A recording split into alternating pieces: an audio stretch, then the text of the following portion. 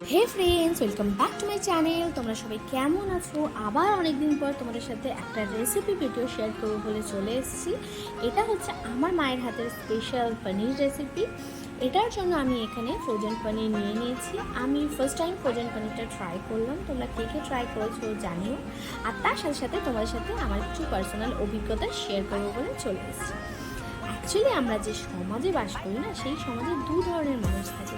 এক ধরনের মানুষ তোমাকে খুব মোটিভেট ফিল করাবে, আর এক ধরনের মানুষ হচ্ছে তোমাকে কীভাবে টেনে নিচে নামানো যায়, তারা সেই কাজে হয় পারদর্শী।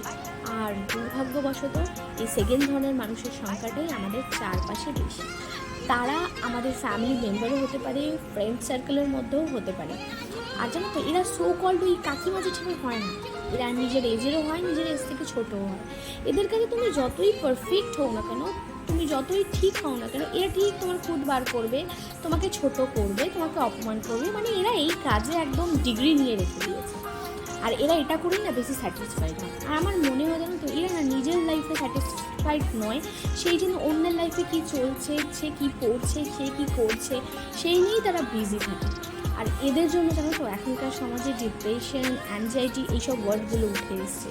আর আখেরে জানি না আরও কত কত ছোটো ছেলেমেয়েরা এদের জন্য তারা আরও কত কিছু বড় বড় বিপদ নিজেদের লাইফে ডেকে আনে।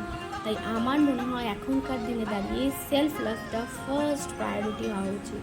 তুমি নিজেকে ভালোবাসো, তুমি নিজে কি চাইছো, তুমি নিজে কি করতে চাও, কি পড়তে চাও, সেই জিনিসটার উপর খেয়াল রাখো। তাহলে দেখবে পুরো দুনিয়া পাল্টে যাচ্ছে। কারণ এরকম মানুষ তো আমাদের আশেপাশে থাকবেই। তাদেরকে সম্পূর্ণ ইগনোর করে সেলফ লাভটাকে প্রায়োরিটি দাও, দেখবে সব কিছু সুন্দর হয়ে উঠবে।